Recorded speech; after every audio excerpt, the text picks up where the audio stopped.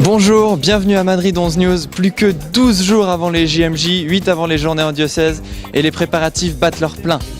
Tout d'abord, les JMJ ont fait un usage sans précédent des réseaux sociaux et des moyens de communication modernes.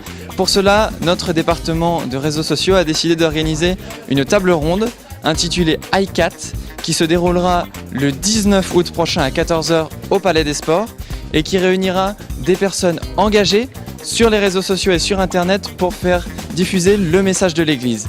Pour retrouver toutes les informations sur comment se rendre au Palais des Sports et qui seront les intervenants, rendez-vous sur notre site madrid11.com.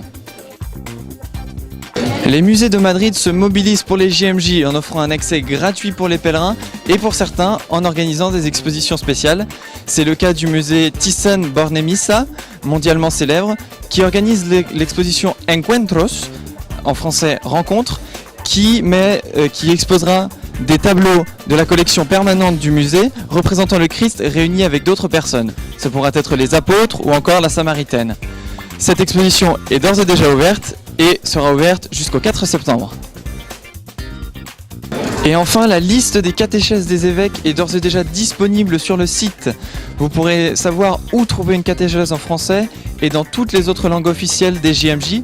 Pour cela, rendez-vous dans la catégorie Agenda en cliquant sur Catéchèse des évêques. Enfin, nous vous rappelons que la plateforme muchasgracias.info est toujours disponible pour déposer un don pour les JMJ ou participer au fonds de solidarité.